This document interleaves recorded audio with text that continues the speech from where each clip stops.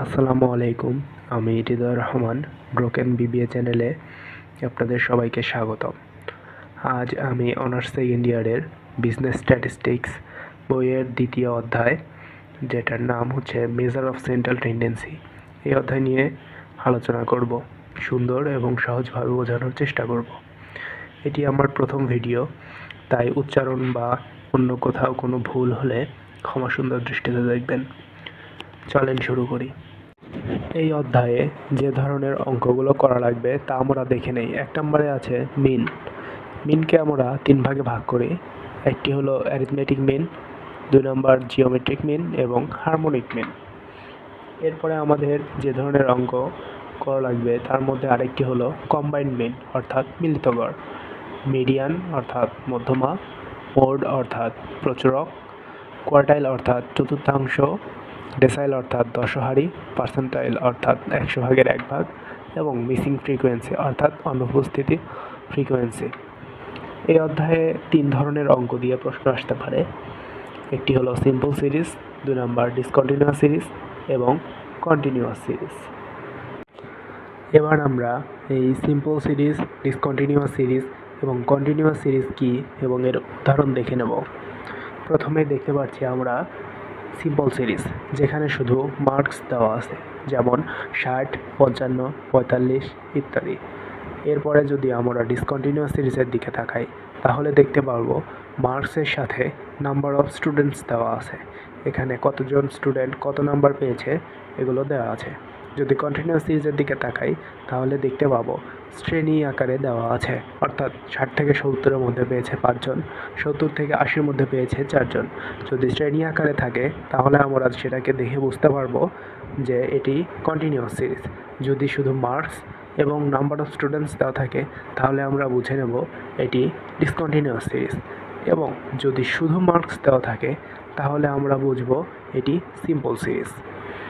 আমরা এখন অ্যারিথমেটিক মিন বের করব এবং এর সূত্র সম্পর্কে জানব।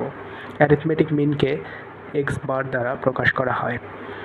সিম্পল সিরিজের ক্ষেত্রে অ্যারিথমেটিক মিন বের করার সূত্র হলো x bar is equal to summation of x divided by n, এবং ডিসকন্টিনিউয়াস এবং কন্টিনিউয়াস সিরিজের ক্ষেত্রে summation of f x divided by n. এখন আমরা অ্যারিথমেটিক মিন বের করব সিম্পল সিরিজের মাধ্যমে। প্রথমেই দেখে নেই একটি উদাহরণ। এখানে calculate arithmetic mean from the following data দেওয়া আছে।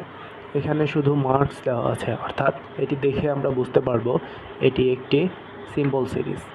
এর উত্তর যদি আমরা দেখতে যাই তাহলে দেখতে পাবো n = 6 বসানো আছে, কারণ এখানে 6টি স্টুডেন্টসের মার্কস দেওয়া আছে। যদি আমরা সামেশন অফ এক্স বের করতে চাই তাহলে প্রত্যেকটা স্টুডেন্টসের মার্কস যোগ করে দিলেই হবে সামেশন অফ এক্স। আর আমরা জানি অ্যারিথমেটিক মিন সমান summation of x divided by n, অর্থাৎ প্রত্যেকটা মার্কস যোগ করে বের হয়েছে 360, একে 6 দিয়ে ভাগ করলে বের হয়ে যাবে arithmetic mean is equal to 60। এটি অ্যান্সার। এখন যদি আমরা দ্বিতীয় প্রবলেমের দিকে তাকাই দেখতে পাবো এখানে মার্কস এবং নাম্বার অফ স্টুডেন্টস দুটাই দেওয়া আছে। তাহলে আমরা এটাকে বলতে পারি ডিসকন্টিনিউয়াস সিরিজ, কারণ এটি যদি সিম্পল সিরিজ হতো শুধু মার্কস দেওয়া থাকতো, আবার যদি কন্টিনিউয়াস সিরিজ হতো তাহলে শ্রেণী আকারে মার্কস এবং নাম্বার অফ স্টুডেন্টস দেওয়া থাকতো। যেহেতু শ্রেণী আকারে দেওয়া নাই বা শুধু মার্কস দেওয়া নাই, সুতরাং এটি একটি ডিসকন্টিনিউয়াস সিরিজ। তো এটির সমাধান করার জন্য আমরা প্রথমেই জানি যে অ্যারিথমেটিক মিন, ডিসকন্টিনিউয়াস এবং কন্টিনিউয়াস সিরিজ বের করার জন্য সূত্র হলো x bar is equal to summation of f x divided by n. এখানে এফ এক্স বের করার জন্য প্রথমে আমাদের একটি ছক তৈরি করে নিতে হবে। ছকের মধ্যে আমাদের মার্কস এবং নাম্বার অফ স্টুডেন্টস বসিয়ে নিতে হবে। এটা খুবই সহজ। এবং এফ এক্স বের করার জন্য মার্কস এবং নাম্বার অফ স্টুডেন্টস এটা গুণ করে দিলেই বের হয়ে যাবে এফ এক্স, এবং এই এফ এক্সগুলো প্রত্যেকটা যোগ করে দিলেই বের হয়ে যাবে সামেশন অফ এফ এক্স, যেটা আমাদের এখানে বের হয়েছে 1300।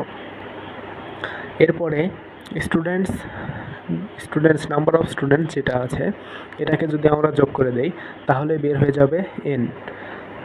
এবার আমরা সূত্রতে যদি বসিয়ে দেই সামেশন অফ এফএক্স এর মান হলো 1300 যেটা আমরা পেয়েছি, এবং n এর মান 25, যেটা উত্তর আসবে 52। এখন যদি আমরা উদাহরণ 3-এর দিকে তাকাই তাহলে দেখতে পাবো এখানে মার্কস এবং নাম্বার অফ স্টুডেন্টস দেওয়া আছে। মার্কস হিসাবে দেওয়া আছে যে শ্রেণী আকারে, অর্থাৎ 10 থেকে 20, 20 থেকে 30, 30 থেকে 40 এভাবে দেওয়া আছে। এটা দেখে আমরা বুঝতে পারবো এটি একটি কন্টিনিউয়াস সিরিজ।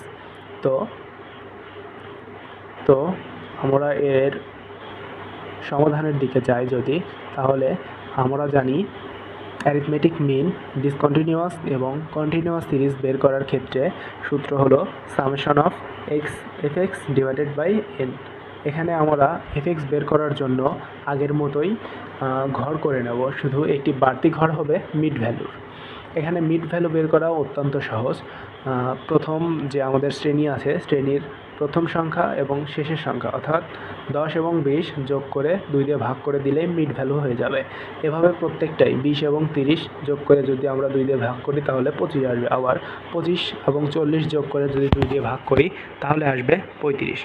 এরপরে নাম্বার অফ স্টুডেন্টস যেটা প্রশ্নে দেওয়াই আছে এটা বসিয়ে দেব, এবং এফএক্স বের করার জন্য মিড ভ্যালু এবং নাম্বার অফ স্টুডেন্টস গুণ করে দিলেই আমরা পেয়ে যাব হচ্ছে এফএক্স। এবং এই এফএক্সগুলো সবগুলো যদি আমরা যোগ করি তাহলে চলে আসবে সামেশন অফ এফএক্স, যেটা এখানে 2450। এবং এন বের করার জন্য নাম্বার অফ স্টুডেন্টস যেটা দেওয়া আছে এটাকে আমরা যদি যোগ করি তাহলে পেয়ে যাব নাম্বার অফ স্টুডেন্টস, অর্থাৎ এন। এখানে এন পেয়েছি আমরা 50। যদি আমরা সূত্রতে বসিয়ে দেই তাহলে দেখা যাবে 2450 ডিভাইডেড 50 দিলে এর উত্তর চলে আসবে 49। আজকের জন্য এখানেই শেষ করছি। সামনের দিন আমরা যেগুলো পড়ব সেটা হচ্ছে কম্বাইন্ড মিন, মিডিয়ান এবং কোয়ার্টাইলস। তাও সবাই ভালো থাকবেন। আসসালামু আলাইকুম।